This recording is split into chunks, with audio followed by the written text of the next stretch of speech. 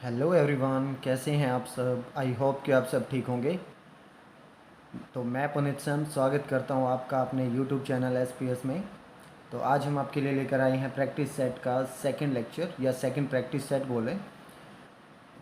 पहले practice set में हमने 15 क्वेश्चन किए थे।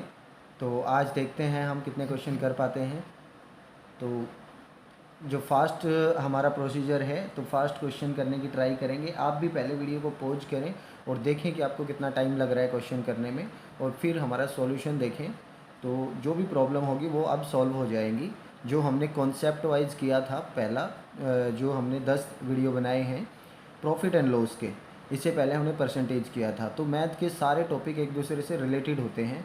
तो सबसे पहले आप बेसिक मैथ से शुरू करके यहाँ तक पहुँचे तो ज़्यादा बेटर रहता है। तो चलिए, आज हम सेकंड प्रैक्टिस सेट में कुछ क्वेश्चन करेंगे। बहुत ही इंपॉर्टेंट क्वेश्चन है एग्जाम के पॉइंट ऑफ व्यू से। प्रीवियस ईयर में क्वेश्चन आए हुए हैं, तो ये आपके लिए बहुत ही इंपॉर्टेंट हो जाते हैं एक तरीके से। तो चलिए शुरू करते हैं लेक्चर। अगर आप चैनल पर पहली बार हैं तो चैनल को सब्सक्राइब कर दें, नोटिफिकेशन बेल को ऑन करें, और वीडियो पसंद आती है तो इसको लाइक करके अपने फ्रेंड के साथ शेयर ज़रूर करें। तो चलिए शुरू करते हैं आज का लेक्चर। इससे पहले मैं ये कहना चाहता हूँ आपको कि पिछले जो प्रैक्टिस सेट में एक क्वेश्चन जो था वो बाई फॉल्ट हमने कंप्लीट नहीं किया था। तो पहले मैं वो क्वेश्चन करवा देता हूँ, बाद में हम अपना आज का लेक्चर शुरू करेंगे, आज का प्रैक्टिस सेट शुरू करेंगे। तो देखिए कौन सा क्वेश्चन था वो। 12th क्वेश्चन जो था वो था हमारे पास, जो थोड़ा सा मिस्टेक हो गया था। मैं बताता हूँ क्या मिस्टेक हुई थी और कैसे हमें करना है। तो चलिए चलते हैं स्क्रीन पे और क्वेश्चन देखते हैं।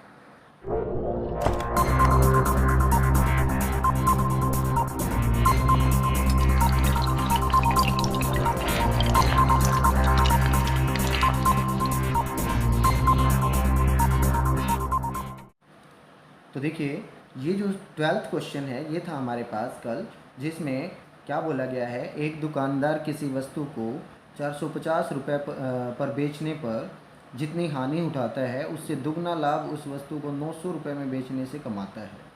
इसका मतलब 450 रुपये में बेचने पर उसको कुछ हानि होती है। अब हमें नहीं पता कितनी हानि होती है। देखो 450 रुपये में कोई वस्तु उसने बेची तो उसको हानि हुई। इसका मतलब क्रय मूल्य कुछ न कुछ ज़्यादा है, कॉस्ट प्राइस कुछ न कुछ ज़्यादा है, जिससे कम में बेचा है, तो वो हमने माना एक्स ज़्यादा है। ठीक है। फिर वो क्या कहता है, उससे दुगना लाभ उस वस्तु को 900 रुपये में बेचने पर होता। तो उससे दुगना लाभ क्या होता है, ज़्यादा में बेचने पर। तो 900 रुपये में बेचने पर इससे दुगना लाभ हो जाता, मतलब 2x हो जाता। तो देखो पहले प्राइस और दूसरे प्राइस में गैप कितने का होगा, 3x का। इसका मतलब 450 प्लस 3x कितना बनना चाहिए, 900। तो यहाँ से मेरे पास x का मान कितना आएगा, इनको अगर मैं उठा के इस साइड रखूँ तो ये आएगा 450, और यहाँ से x का मान कितना आएगा, 150। तो ये हमारे पास सिंपल सा लॉजिक है। ये मैं देखो इतना करने की ज़रूरत भी नहीं है, x मानने की ज़रूरत भी नहीं है। आप ये देखें कि यहाँ से यहाँ का गैप कितना है, 450। कितने भागों में तोड़ना है, 3 भागों में। तो 3 से भाग करेंगे तो आपके पास एक भाग का मान कितना आ जाएगा, 150। मतलब वो x का मान ही है। तो x अगर मैं इसमें ऐड करूँ तो क्या आता है, कॉस्ट प्राइस। तो कल मैंने ये क्वेश्चन कॉस्ट प्राइस तक निकाल के छोड़ दिया था, जबकि क्वेश्चन में हमसे पूछा है अगर उसे 20% लाभ पर बेचता तो उस वस्तु का विक्रय मूल्य ज्ञात करो। तो देखो 600 रुपये हमारा कॉस्ट प्राइस आ गया, इसके ऊपर 20% लाभ चाहिए। तो देखो 20% लाभ का मतलब क्या होता है, 20% का फ्रैक्शन देखते हैं। तो क्या होगा हमारे पास, 20% का फ्रैक्शन 1/5। इसका मतलब 5 रुपये की कोई चीज़ 6 में बेच दी, 5 रुपये के ऊपर 1 रुपये का लाभ हुआ तो 6 में बेच दी।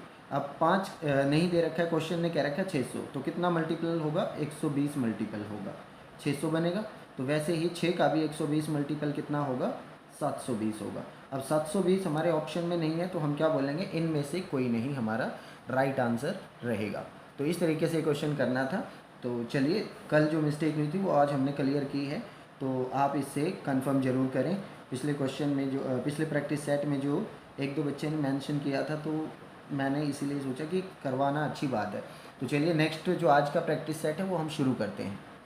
तो देखिए स्टूडेंट्स, आज का फर्स्ट क्वेश्चन है हमारे पास, मतलब क्वेश्चन नंबर 16।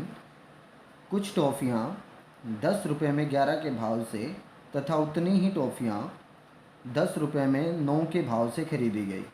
यदि कुल टॉफ़ियों को 1 रुपये प्रति टॉफ़ी के भाव से बेचा गया हो तो पूरे सौदे में लाभ अथवा हानि बताइए। तो देखिए क्वेश्चन को हम अच्छे से समझते हैं कि उसने कुछ टॉफ़ियाँ हमें नहीं पता कितनी 10 रुपये में 11 के भाव से खरीदी। तो हम क्या करते हैं, उसका भाव लिख लेते हैं, पहले तो रुपए और फिर जो टॉफ़ियाँ हैं वो लिख ली। तो 10 रुपये में 11 के भाव से, ठीक है, 11 टॉफ़ी 10 रुपये में। उसने फिर एक वर्ड लिखा है उतनी ही। तो ये जो वर्ड है ये हमारा क्वेश्चन करवाएगा कि उतनी ही टॉफ़ियाँ उसने 10 रुपये में 9 के हिसाब से खरीदी।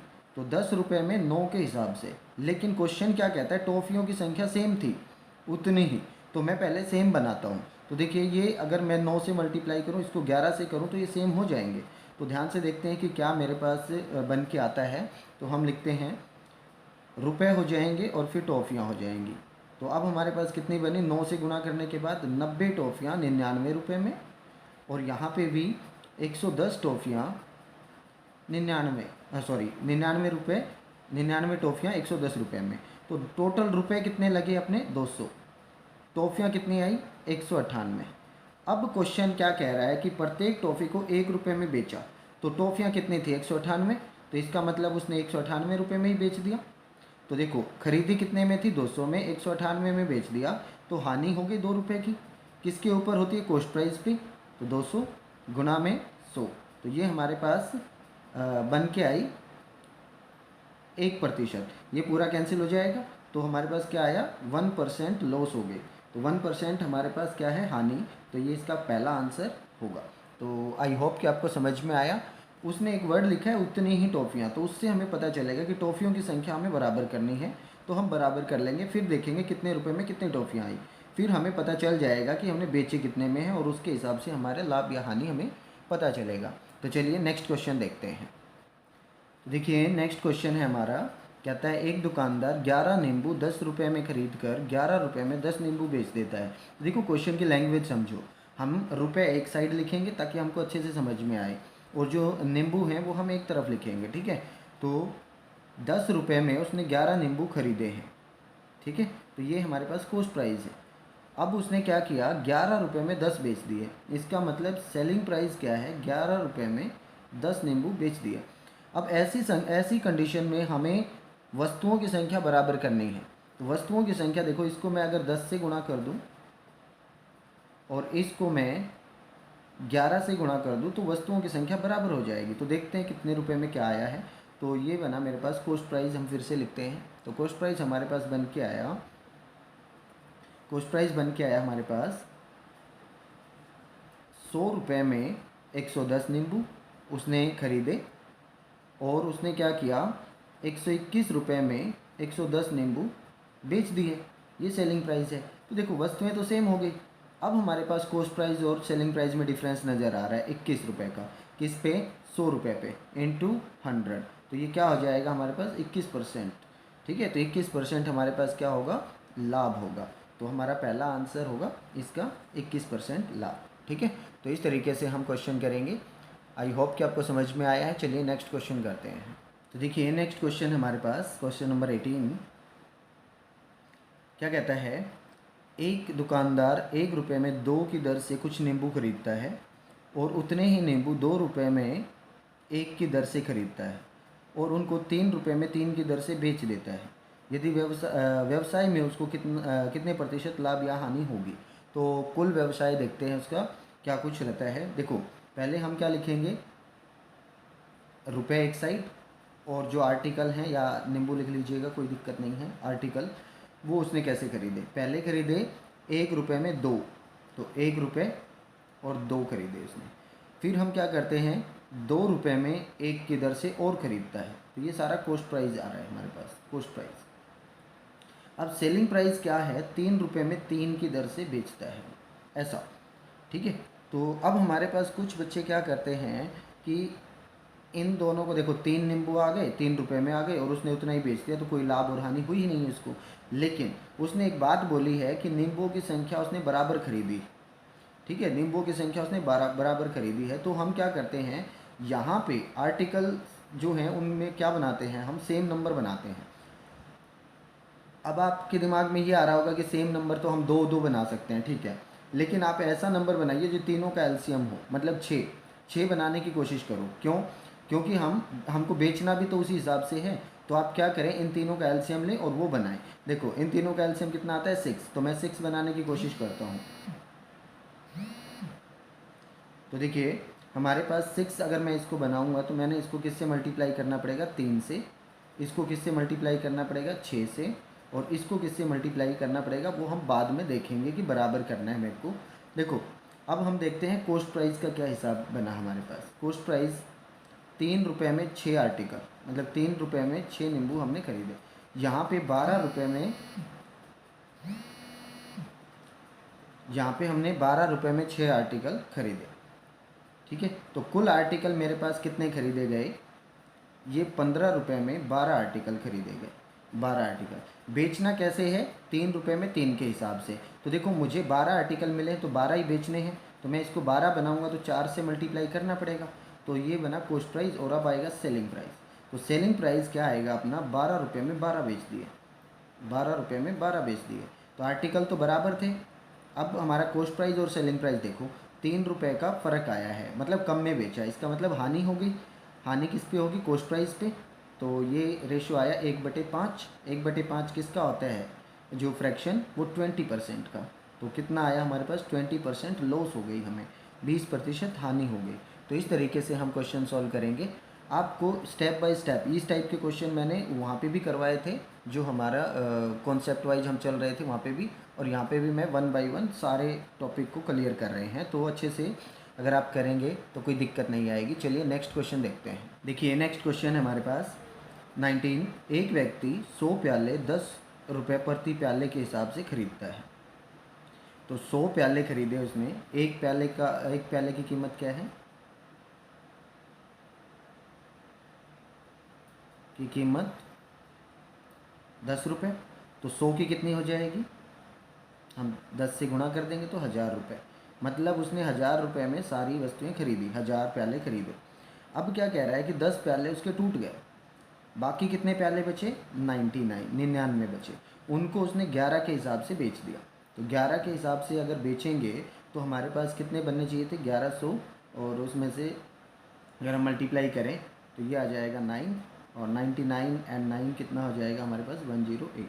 तो 1089 रुपये में उसने बेच दिए। ये हो गया सेलिंग प्राइस और ये हो गया कॉस्ट प्राइस। देखो टूटने के बाद भी, टूटने के बाद उसने कितने प्याले टूट गए, सॉरी 99 नहीं होगा, हमारे 10 प्याले टूट गए तो 90 बचेगा। 90 और 11 की मल्टीप्लाई करेंगे तो 990 में उसने बेच दिए। 990 में बेच दिए, और कितने में ख़रीदे थे उसने, 1000 रुपये में ख़रीदे थे। तो कितने का नुकसान हो गया उसको, नुकसान हो गया 10 रुपये का, किसके ऊपर, 1000 के ऊपर। तो हम मल्टीप्लाई करें इसको 100 से तो कितना आया अपने पास, 1%। तो 1% उसको क्या हो गई, लॉस हो गई। तो हानि प्रतिशत पूछा था तो 1% हमारा सेकंड ऑप्शन आंसर रहेगा। तो चलिए नेक्स्ट क्वेश्चन करते हैं।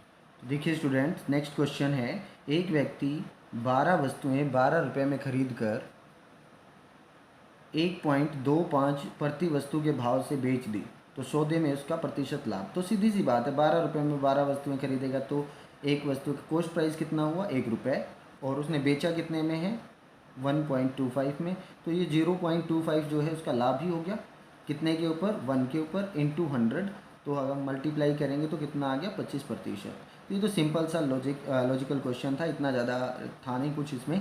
तो जो बेसिक हमारे एग्ज़ाम होते हैं उनके अंदर ये पूछ लिया जाता है, तो वो आप कर भी पाएंगे। तो चलिए नेक्स्ट क्वेश्चन देखिए। तो देखिए नेक्स्ट क्वेश्चन है, कहता है 33 मीटर कपड़ा बेचने पर एक दुकानदार 11 मीटर के विक्रय मूल्य के बराबर लाभ कमाता है, लाभ का प्रतिशत याद कीजिए।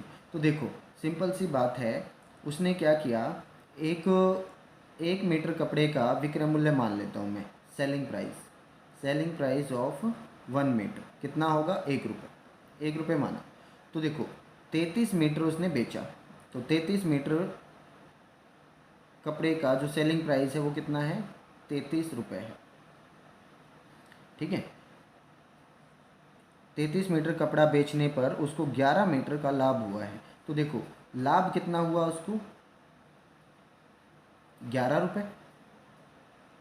इसका मतलब सीधी सी बात है कि देखो 11 रुपये उसने कमाए 33 रुपये में बेचने पर, इसका मतलब खरीदे कितने में था, कॉस्ट प्राइस कितना रहेगा, 22 रुपये। ये तो सिंपल सी बात है ना, 33 में उसने बेचा, 11 रुपये उसको लाभ हुआ, तो इसका मतलब 22 में ख़रीदा था उसने। तो लाभ प्रतिशत बताना है, तो लाभ बटे में क्रय मूल्य गुना 100, तो ये कितना आएगा 50%। तो ये 50% उसको क्या हो गया, लाभ हो गया। ठीक है, तो इस तरीके से हम बताएंगे। चलिए नेक्स्ट क्वेश्चन करते हैं। देखिए नेक्स्ट क्वेश्चन में कुछ ज़्यादा है नहीं, वही क्वेश्चन है। अब की बार इसमें क्या हुआ है, 33 मीटर कपड़ा बेचने पर दुकानदार को 11 मीटर के विक्रय मूल्य के बराबर हानि हुई है। तो देखो वही क्वेश्चन है, अब की बार इसमें हानि हो रही है, तो हानि 11 रुपये की हो रही है। तो हम क्या करते हैं, उसी क्वेश्चन को मैं यहाँ तक तो अपना सेम ही रहेगा, 33 रुपये में उसने 33 मीटर कपड़ा बेच दिया, हानि कितनी हुई उसको 11 रुपये की। तो सोचो 11 रुपये कम में बेचा है उसने, मतलब ख़रीदा कितने में होगा, 44 रुपये में ख़रीदा होगा। तो अब हमारे पास हानि प्रतिशत होगा, देखो हानि तो 11 ही रुपये है, लेकिन कॉस्ट प्राइस कितना हो गया अब 44। तो अब कितना फ्रैक्शन आया, 1/4, और 1/4 किसका होता है फ्रैक्शन, 25% का। तो अब की बार हानि कितनी होगी 25%। तो ये हमारा पहला ऑप्शन इसका आंसर रहेगा। तो आई होप कि आपको समझ में आया है। तो चलिए नेक्स्ट कुछ क्वेश्चन और कर लेते हैं। तो देखिए स्टूडेंट्स, नेक्स्ट कुछ क्वेश्चन है तो वो मैं आपको वैसे बता देता हूँ। देखिए ज़्यादा कुछ इसमें है नहीं, तो वही चीज़ें दे रखी हैं। 33 मीटर कपड़ा बेचने पर एक दुकानदार को 11 मीटर कपड़े के क्रय मूल्य के बराबर लाभ होता है। तब की बार भी वही है। तो क्वेश्चन ये आप खुद ट्राई करेंगे, अगर मान लो इसका आंसर आपका आ जाता है तो कमेंट सेक्शन में ज़रूर बताइए। 24 का क्वेश्चन भी वैसा ही है, ये सारे क्वेश्चन आपको सॉल्व करने हैं। 25 का क्वेश्चन देखिएगा आप।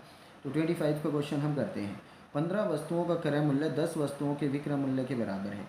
तो ये क्वेश्चन भी हम बहुत कर चुके हैं। 15 वस्तुओं का क्रय मूल्य 10 वस्तुओं के विक्रय मूल्य के बराबर है। तो क्रय मूल्य और विक्रय मूल्य का अनुपात हमारे पास आ जाएगा, और अनुपात आने के बाद हम क्वेश्चन को आराम से सोल्व कर पाएंगे।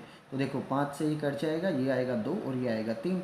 इसका मतलब क्रय मूल्य कितना है 2 और विक्रय मूल्य कितना है 3। तो लाभ कितना हुआ 1 का, किस पे, क्रय मूल्य पे होता है 2 पे, और ये किसका परसेंटेज होता है 50%। इसका जो 1/2 का 50% आ जाता है। तो ये 50% हमारे पास आंसर रहेगा। आगे के कुछ क्वेश्चन भी वैसे ही हैं, तो इनको आप ट्राई करें और कमेंट सेक्शन में इनका आंसर ज़रूर दें। वीडियो लंबी हो जाएगी तो हम नेक्स्ट सेशन में देखते हैं और क्वेश्चन करेंगे नेक्स्ट वीडियो में। तो चलिए मिलते हैं नेक्स्ट वीडियो में। अगर वीडियो पसंद आती है तो इसको लाइक करें और अपने फ्रेंड के साथ शेयर ज़रूर करें।